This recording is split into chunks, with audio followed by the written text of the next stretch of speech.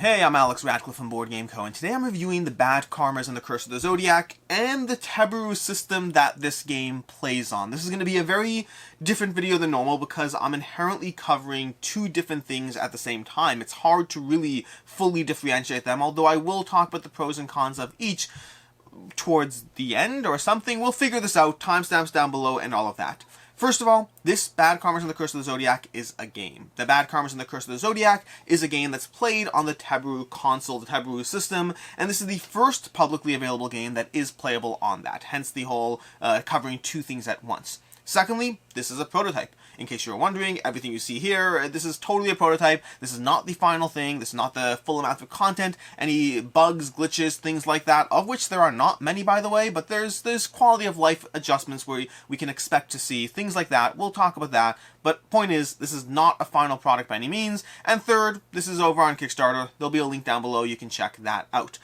My reviews usually have a certain format, which this will mostly follow, but not perfectly. Timestamps down below so you can jump to whatever relevant section you want. But let's start off with explaining the general overview of things. Teburu is a gaming system. It's a board game console, the first of its kind. The goal of the Teburu console is for you to be able to play different games on the system. You can have a game that will go on the system. It'll have to obviously adapt to certain commonalities that you can expect to see, well, to make it playable effectively. But then past that, different games can be played in different ways, with different modifications, with different who knows what. It's meant to play different games. The first game, Bad Karmas and the Curse of the Zodiac, is, well, in front of me. They've already announced two more games. We have Vampire the Masquerade, or the world around that in some way, shape, or form, is going to be one of the games we're going to see, as well as announcing a partnership with Ares Games and Sword and Sorcery. They're going to have some version of Sword and Sorcery on the Teburu console as well. So again, it's a console with different games, of which we're going to be talking about the Bad Karmas and the Curse of the Zodiac. Which brings us to the Bad Karmas and the Curse of the Zodiac, which is kind of a boss hunting, boss fighting style game where you have a singular boss, these various gods you're going to be fighting against, with your host of characters. Your host of characters will tackle the boss. You'll make different decisions around the actions they take, the cards they play, how they move and or navigate around the board, and then the boss will take the boss turns, all driven by the AI, by the app and the system at play. This is very much a technologically based game. This is very much the most furthest iteration we've seen of an app-based game. If you don't like app-based games, well, there's still hope for you, because I'm usually not a huge fan, and I have generally positive thoughts around this whole implementation and mashup, with plenty of caveats. Don't worry, we'll get to those. So, let's start off with how it plays. Now that we've covered some general overview, let's go into how it plays, how a few rounds would play out, and then from there we'll dive into my thoughts, impressions, like, didn't like, thoughts about Teburu, thoughts about the system, hopes and promises for the future, I don't know why I said promises, I'm not making any promises, hopes and dreams for the future and all those things. Let's start this off with this. We've set up the game, the app walks us perfectly through everything. You don't have to know much to dive into this game. I don't know what form of tutorials they plan on having in different systems and different things. For right now, what I have, as someone diving into this for the first time, I had a 4-minute YouTube video showing me the general idea of the Bad Karmas and the Curse of the Zodiac, followed by me just going step by step through this implementation to get to where I am now. And now, I'm taking my first turn. You can hopefully see all this up above, but I have my main console, my master device over here, and then my individual control over here, where I'm going to go ahead and choose the turn order of my characters. Now, we do have a bit of a hint over here. We have Ares' Awakening. His movements are limited, but he will intercept the movement of approaching heroes. Right about now, if you were diving into this game, the only thing you would really know is what you know now. Not a lot. The only other thing you'd know is that to a certain extent, as you play through this, you will want to try to anticipate what Ares is going to do, how he's going to do it. Each hero can move 2 spots and then play an action card. But before you do so, you're going to go into every round by setting your stance. That's basically everything you need to know. Let's go ahead and do it. So, we're going to tackle this character. We're going to put the, she's that far away. She has range though, so I do want to take advantage of that. We're going to have her go first into the slot there. We tapped it. You can see it mirrored over here. We're going to choose the stance of, we have different options over here that we can choose. Let's see. We have our various options. We have fire stance, water stance, air stance, or an earth stance. I think right now I'm just going to go with fire stance because I want my cooldowns to be a little bit more prepped. So I'll go ahead and tap ready. She's locked in. From there, I'm going to go ahead and put, I think I want to put the little green guy over here as my second character, and he's going to go with a dodge. He wants to make sure he can dodge. Yep, water stance will potentially be able to dodge one of the attacks. We're going to prep for a little bit more combat there. Similarly with over him, we're going to go next over there as well with dodge, locking our stances, and then finally over here last, and over here we'll go with an extra. Do I care about the extra movement? I don't know if I do. I think I'm going to go with cooldown as well right now. So, we've locked in our actions, we locked in the order of our characters. I messed up because I did the wrong order. Did I? Maybe not. I'm not sure. Look at the master device, tap when you are done. So, allowed cracking. I messed up up there. I tapped when I was done. Allowed cracking emerged from the ceiling. We did a bunch of stuff, and now it's her turn. She's going to take her turn. I skipped the screen over there, but let's go ahead and do so anyway. So, we have our character. We can take moves if we want. I think I'm going to go ahead and move, and I can move too. So I'm going to go ahead and move to over here to start trying to mirror my characters around the board. So we're going to pick up the character, and we're going to move here, okay? I don't know if you heard that, but that was the app reflecting the movement she makes as she wanders around the board. She's done her movement, and if we tap this over here, you'll see, by the way, that you can see this character has moved. It reflects her new position on this board over here. We can have to tilt this a bit so you can see it, but she is now moved over there. The app or the controller detected where I went, and we can read this over here. A loud cracking sound fills the air. Debris rains from the ceiling as a pillar of rock and metal shifts and shakes. After a few moments, you realize this is not an earthquake, but the huge right arm of a massive creature that is waking up and breaking free from its millennial slumber. Then I moved to, as you can see over there, and I'm going to choose one of my cards over here to, in some way, attack, engage, or whatnot. So I don't have strong opinions just yet. I do want to destabilize him a bit so I can start getting in other attacks. So I'm going to choose Dazzling Arrow, which has the action I'm going to apply Stun. It's going to be distracted for 2 turns, but he can't anyways. He could perform reactions, though. So I think I will try to stop them. I'm going to stop him right now so he can't perform reactions, because it does say he's limited, but he will intercept the movements of approaching heroes. If I don't want him to intercept the movements, maybe I can try to distract him, which will make sure he can't perform reactions, but then on a die result of 4 or more, I'll also destabilize his other side. Let's go ahead and do so, and see what happens. We have a Dazzling Arrow, we're going to shake a die, and then we rolled a 3, which unfortunately did not destabilize his other side. So you can see over here, the app detects the die that I rolled. These are special magical dice. And we go ahead and do that. She applies stun to him. We are good in that. And now, we take the boss's turn. You hear a noise like a mountain tearing apart. The creature just managed to free its arm from the clutches of Millennial Rock. What now? And now it should be my next turn. Okay, let's go ahead and take another turn, and then we'll potentially move into review, thoughts, opinions, all that. It's now his turn. He's going to go ahead and walk up to my character, I believe. We're going to try to go ahead and take a movement of 1. Any reaction? Nope, hopefully not. And then 2. Hopefully that moved. Did that move? I don't know for sure if it moved or not. Okay, it did not move. That's one of the things, by the way, prototype, where because I chose to move 1 instead of directly 2, it kind of stopped, and I don't think I can do that. Let's go ahead and do that.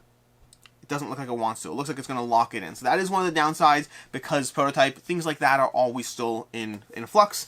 And then we're going to go ahead and let's do a bit of a, let's try to destabilize. I really want to destabilize him. So we're going to go ahead and do that action. We're going to roll a die again. I'm going to shake this die, and we have a 2. I'm not doing great. Now the good news is I will have attacked him and dealt some damage to him. We're going to start hitting the boss, dealing damage to him, and then the boss is going to, well, let us take our turn, because there's not a lot going on this first round of the game. The boss, I've already played through this game, so I do know some nuances. The boss will adjust and start being a little bit more reactive as far as once we move into the second round of play. The entire cave shakes as a ton of metals falls to the ground. Sharp crystal blades suddenly rise from the cave's floor. Look at the master device, tap when done, and then we move to there, and we can take the next turn. Hopefully, probably. Oh, no, he's attacking. He's attacking. We're going to go ahead and dodge. Because I set myself up with the possibility of dodging, boom, I got a 6, and I will successfully dodge his attack, because the boss can target people who are next to us.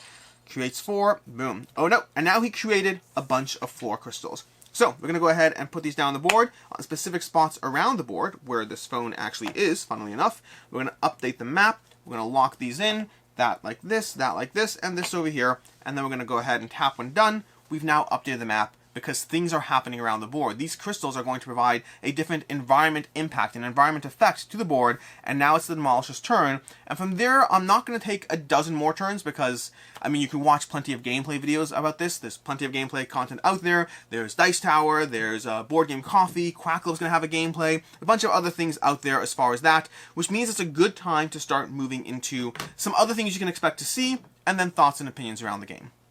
So, as the round progresses, as you move into round 2, the beast is going to start reacting. Every single round there's a little bit of flavor text around some general hints around how the boss is acting. Things to kind of be mindful of. Not necessarily telling you what will happen, but giving you enough context that you can start making decisions around things that seem to be happening. From there, the boss is going to start taking turns in between your actions. Every time you're going to take an action, they're going to take an action, they actually start the round. So they start the round, they take an action, they charge, they throw, they adjust, they do all these different things. And it's up to you to start playing and predicting the types of actions it takes based on the situations at hand. You see, it's not going to tell you how the boss acts, it's going to just act.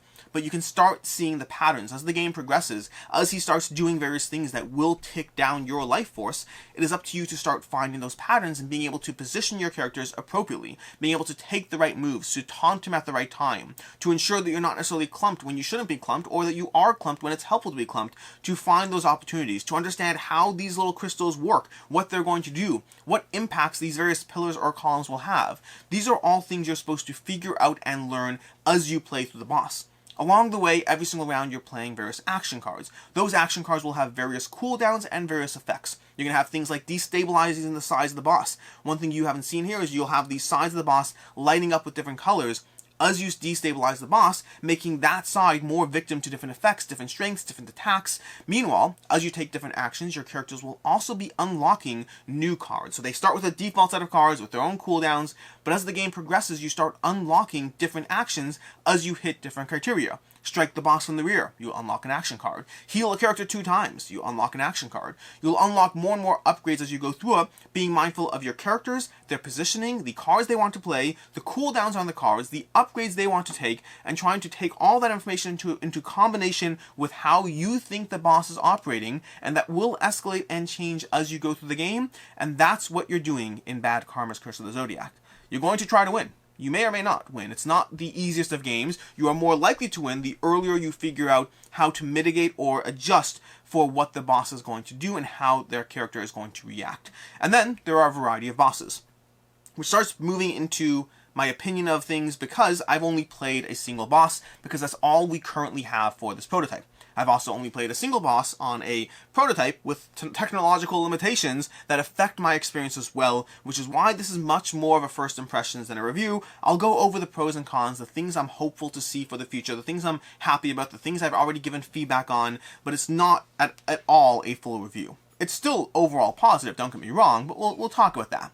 But let's start off with things I liked. Like I said already, I'm mostly still going to try to follow my usual format for reviews. Starting off with things I liked is managing the sequence of play. Managing your characters, the orders they activate. How that order matters is going to matter, well, why that order matters is going to become more and more evident as you figure out how the boss activates. At first, it might feel a little random, but as you play through the game, as you get a few rounds into play, and as you start seeing the patterns that unlock, knowing which character to activate in what order, what stance to set, which of their cards to activate for whatever desired goal you're going for. Setting up the combinations of cards is fun as well, which I ultimately failed on in this little sequence over here, but trying to set up destabilizing actions so your other characters can run in and hit from the rear. Trying to set up the boss that he will ignore his reactions because he is a very reactive creature who likes to do things based on when you move around him, and so it's trying to stun him and stop him from being able to do that. This is a game of mitigation. Your characters will die. There will. I mean, I haven't had a game yet where characters didn't die, but the question is when they die will matter, because the boss keeps activating after they die. Meaning when I said the boss activates after each of your turns, if you have dead characters, the boss keeps activating and keeps taking those turns, which means you want to keep your characters alive as long as possible, because it is punishing when the boss starts taking more actions, more activations than you are, because your people are dead and he isn't yet. And so planning around that and trying to figure out those patterns of how to stay alive and managing the boss, and learning and predicting the boss as well. Getting a feel for what the boss does and why is a huge part of the game. It's going to be something you see in many boss battling games as you slowly learn the AI of the various decks. In this case, though, the AI is completely in the app, and just watching what he does and seeing, oh, he did that there, and he does this here, and when the board state is like this, that happens, and oh, I didn't know that, but apparently when X, Y, and Z, this also has extra damaging effects. There are patterns to learn, systems to learn, bosses and characters and creatures and effects to learn, and it's all done in a way that isn't problematic, meaning it's not hiding rules behind you in a way that is annoying, but rather it's hiding rules in a way that makes the game strategic, in a way that makes this a game of discovering, of not having these things present, but learning them on the fly. And then, of course, there's the ease of play aspects. There's the fact that you don't have to learn the maintenance of that AI. Not at a single point in the game have I had to read a single piece of text that says, well, the boss is going to activate like this, and you draw 2 cards, and you flip 3 more cards. No, the app takes care of all of it. It takes care of the damage, it takes care of how much damage is done. Ideally, you want to know the math because it affects your decisions, but it takes care of the implementation of it. The lack of rules is a huge plus in the fact that there's no real barrier to entry. You literally walk in with like a tiny tutorial. Again, in my case, it's a YouTube video. I believe they plan on having an in-app tutorial to guide you through things, but that tutorial is very, very small. There's not a lot of information that you need to know. It's, here's some basic stuff. Your characters move 2, they play a card, they have some upgrade cards, and then you just want to figure out the boss, but don't worry, the app's going to handle the rest. And that does handle the rest. And for the most part, the technology aspects of the game have been fairly streamlined. You saw a good example of a small hiccup where I wanted to move 2, but I moved 1 and I kind of locked that in, and it is what it is. Things like that will be hiccups that get in the way of play. But things like setting up the entire platform, incredibly easy. The app connected very easily. The app downloaded easily. It connected easily. The 2 systems connect easily. It detected the board right away. These dice work every single time. No issues whatsoever as far as the technological limitations. Not no issues, minimal issues in terms of more the programmatic aspect of the app. The technology as a whole, though, seems to work just fine as far as making the experience as smooth and streamlined as possible. Which is a good time to start moving to things I don't like, and there still are stuff I don't like about this game. Starting off with the fact that the app in general slows down the gameplay. Now, you actually saw me tapping when I didn't want to tap, but there's a lot of look at this screen, tap, look at this screen, tap, tap, tap, tap, tap, as you constantly get in the way of playing. Those things I think are very good as you start learning the experience. They help you to force yourself to slow down a bit and to understand the sequence of going back and forth. But once you understand that sequence, once you don't need an animation every single time, once you don't need to pause and wait and watch as he rips something down from the ceiling, once you don't want that, those animations, those pauses, those tappings of the screen get in the way of the experience. They slow down my ability to knock out this game in 45 minutes to an hour, and they force it to elongate itself a bit just because of technological slowdowns in between each sequence of play. Now, I have talked to them about this, and I know that they've confirmed that they plan on putting in options within the app, so you can choose, do you want those blocks, do you not, do you want it to be the ability to skip animations. They're putting all that stuff in to give the players the agency or the option to choose the type of experience that works for you. Too little slowdowns, and you might have players losing track of what's actually happening in the game. Too many slowdowns, and you find yourself being slowed down by technological issues as opposed to the gameplay itself. So it's an annoyance, something I didn't like, but something I talked to them about, and the final version of the game should be different. I also don't like not knowing what's happening in the game. Meaning, on the one hand, it's great that the game takes away any rules or management of the AI, and those things are huge pluses to the general experience. But the downside of it is sometimes I'm doing things without understanding why something is happening a certain way. Now, part of that, to be very clear, part of that is the game design itself. Part of that is the fact that you're supposed to be learning how the boss moves, and that part I'm fine with. But there were other times where I wasn't 100% confident how does something work, and trial and error gave that answer to me. When I distract the boss, what impact does it have? What aspects does it limit of the boss? Am I just doing this and hoping for the best? And the answer is yes, I am doing it and hoping for the best, and trial and error will show me different things. When I attack the boss and the numbers don't always add up correctly, why is that? What limitation or factors going on in the game state that stop that? When I move a character and it doesn't move again, is that because once I moved it's locked in? Is that a technological limit? There are a bunch of things that kind of get in the way because of the fact that I don't know the rule set. Because I'm just doing what the app lets me do, there are times when I'm just trying to figure things out and not always sure whether it's an app limitation, whether it's a rule that I don't know about, and so there is a downside to having the system walk you through things, and that means you don't have the full understanding of the background. Again, it's a pro and a con. It both makes the accessibility and ease of diving into incredibly accessible, but it comes with the potential downside of I kind of like knowing what's happening in a game. I kind of wish I had more rules or framework or something I can reference. I kind of want the ability to dive into it the way the game let me, but then to have some sort of glossary or index that tells me the rules so they're present, so I know the difference between I'm supposed to be learning this and figuring this out versus I just don't know that thing. And again, prototype, so I don't know what aspects will be in the rules or not, but I was never always certain when it's something I'm supposed to not know, whether I just didn't know it. And so that's a factor there. The last real critique as far as the game itself is, to a certain extent, I do want more agency in the experience. More agency, more decision-making process. Now, there is agency, there's a lot of choices to be made, but there's also a lot of luck, and sometimes the choices are more limited. Now, that does change as you go through the game, it changes as you upgrade, and the more you know the game, the more you will start to discover the choices in front of you. But a lot of things, to a certain extent, do come down to these 3 cards are locked off anyway, which is your own fault, you've locked them off, but then this one I can't really use right now because the boss is going to hit me if I come too close, and this one is going to be a better effect because it's going to hit its exposed side. I find that the greatest agency is not necessarily from you individually choosing a card. That I find often ends up being a somewhat obvious choice, but rather the way you sequence your characters and the way you set things up. So there is the general sense and feeling of control, but then other times you're rolling dice, hoping you get 6s, and choosing from 2 or 3 cards at most that are the options on the table. So there's definitely choice, there's definitely agency, but I wish there was a little bit more pathways towards being able to strategically position myself for the future, or being able to adjust around the board. And again, it's one of those balance things where there is choice, there is strategy, I just kind of want a bit more, versus this does lean a bit more towards the light rolling dice and just destroying a boss and having him destroy you kind of gameplay. As far as what I can see others not liking, first of all, it can feel random in terms of what the boss does. Now that's a game design choice, so it's not like it's a specific intent and choice of the experience of the Bad Karmas and the Curse of the Zodiac that you will be learning the boss as part of the experience. But if you don't like that not knowing, if you don't like that process of hoping and guessing and figuring out what he's going to do and when, well then that's not an experience that's going to be for you. And then secondly, and somewhat obviously, it's an app-based experience. This is a very heavy, technologically interwoven game. If that's not something that's going to work for you, that might be a problem. Now again, there is an asterisk on that because I don't love a lot of technologically laden games, and this one I don't mind the experience. It's a longer conversation we can get into at another time, but certain games with apps I haven't minded, many more with apps I have minded. This one falls more in the category of things that I don't mind the app, with a caveat. And that caveat is a interlude we'll have before we dive into final thoughts. And that's kind of, who is this game for?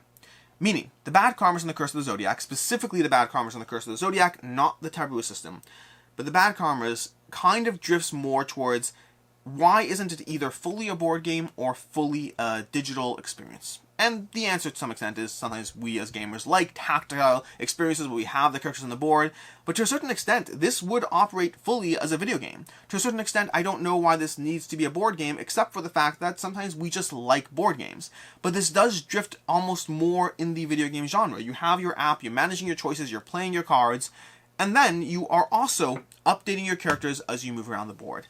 Did I need it to be a board game? I don't know. I enjoyed the experience, but I don't know if I needed it to be a board game. The board game adds a whole bunch of miniatures, which are fun, and it's a weird balance because, here's why it's a weird balance. I'll tell you, it's a very interesting conversation.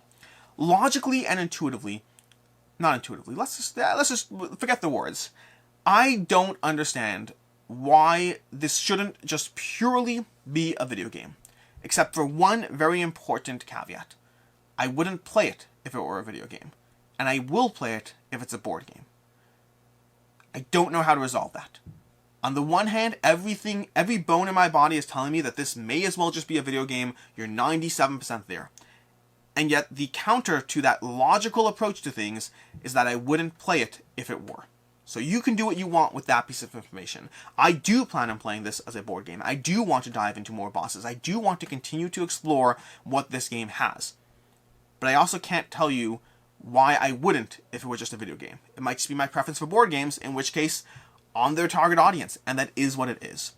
And with that, let's move into final thoughts around both the system, the promise of the future, all those things, and it's going to be a little wandering and aimless, and that's because of the nature of trying to review 2 different things at once. So, first of all, I am very intrigued as to the Teburu system. I'm very impressed with the Teburu system. And like I said already, it is a system. There are other games coming. There are other games announced. I believe in this Kickstarter, if you back the Teburu system and it's, first Kickstarter, I believe you'll also get discounts towards some of the future Kickstarters as well on other games that they put out. So factor that in. I am very impressed with the Teburu system, and in particular, I am very excited that Sword and Sorcery is going to be on that. Nothing against Vampire the Masquerade, I just haven't played that, versus I have played Sword and Sorcery is a game I got rid of because I thought the maintenance and the AI was more work than I was willing to put in unless I was playing it on a regular, ongoing basis, and just myself, I know my own self, my taste, my collection, and I wouldn't. I'd want to pull it out here and there, and it wasn't a game that I wanted the rules maintenance for pulling it out here and there. The idea of playing Sword and Sorcery on the Teburu system has me incredibly excited. Incredibly excited. The Teburu system in general is fairly streamlined, fairly smooth, lots of minimal issues or things along the way, and some of the things that there are things that patches and updates and improvements are coming. They are making those changes. Granted, there's a difference between what I experienced today versus the hopeful promise for the future, but I am optimistic that the Teburu system will be a great asset for certain games. Specifically, Sword and Sorcery is such a great choice. I think it's a hugely amazing choice for this system. A high maintenance, incredibly rewarding experience converted into something that makes it low maintenance and adds thematic aspects, and rolling your 6-sided dice over here with your little system and your giant miniatures or whatever it is. I am very, very interested and intrigued by the Teburu system. As far as Bad Karmas and the Curse of the Zodiac, I like that one with the caveat that I need to see more to know where I like it. Meaning, I like this game. I plan on backing this game. I'm not going to rate this game. To be very clear, I'll give you some caveats, some opinions. I'm not going to rate it, but I do plan on backing. I do plan on getting this game because I want to dive into the other bosses. I'm not yet confident on the replay value. I'm not yet confident how interested I will be. I mean, I have played this boss multiple times, but that's because it's all I have. I don't know if I would dive into each boss 3 times once I get the game. I'll probably play each boss until I beat it. And if I beat it the first time, maybe a second time, maybe they can add challenges or things or reasons to dive into one boss again and again. That's one of the nice things about this system in general, Teburu, not the Bad Karmas, is they can have updates. This is a game that you can buy, and people say, but it wasn't clear to me that X, Y, and Z. And that's fine. That's a software update. You don't have to worry about it until you get to the next Kickstarter, and then there's an upgrade pack that costs you $15. Many of these things will be software updates, and so that does give them a lot of freedom to add content, to fix issues, to whatever, things that I think make this overall a good system. For Bad Karmas and the Curse of the Zodiac, like I said already, I am intrigued, I am interested, I'm not 100% sold yet. My overall impressions and feelings around it are positive, but I need to dive into it again. I need to dive into it more with more bosses, with more content. I need to see more of some of the changes and tweaks and things that I know are coming for it. So I'm walking into the system incredibly positive. I'm very, very optimistic about what the Teburu system is and what it will do for board games. And for Bad Karmas and the Curse of the Zodiac, I'm positive. I'm not as positive. I am optimistic. I am intrigued, and I want to keep playing it. But this one also was more lean towards just fun. Like, if nothing else, I enjoyed playing this solo, I enjoyed playing it with my friends, and I enjoyed playing it with my kid. And so it does definitely have that degree of variety in terms of the experiences it can provide, but also, I don't know, there's something fun about it. There's something fun and addicting about rolling the dice, picking your cards, doing your thing, while also being a little more beer and pretzels than you might be looking for, especially given the potential price point. And one thing to take into account, by the way, when you go on that Kickstarter, is the price point for this is going to be for both a console and a game. You're getting 2 things at once here because it's the first time we're seeing this. And I think that's kind of where I am on this thing. Lots of positive stuff, not a lot of ratings because of where this is and the limitations I've had, but overall a fairly positive interaction and experience with this game. As far as other game recommendations, first of all, there's Lord of the Rings Journeys in Middle-earth. That's an app-based game that's incredibly highly rated. That sadly wasn't for me. I didn't enjoy that one as much. Very different system, but I'm curious about it. And then secondly, in terms of gameplay-wise, if you're trying to figure out what game is most similar to Bad Karmas, it's one that's not currently available for you to try, but you could maybe I think late pledges may have closed for it. But Monster Hunter World from Steamforged Games is probably the most similar in terms of the gameplay feel I got between the gameplay styles of charging around, dealing with the various bosses and whatnot. Although again, that's also a prototype that I didn't get to fully dive into. In any case, I'm Alex Radcliffe from Board Game Co. I hope you found this helpful. It's a little bit more vague because of where it is as a final thing, but again, it's definitely positive, and it's definitely a lot of fun. I would say if you like a beer and pretzels experience, I think Bad Karmas is excellent. If you're looking for something more strategic, I think Bad Karmas might not be right for you, but the Teburu system I'm even more impressed by than I am with Bad Karmas. In any case, and until next time, have a good one.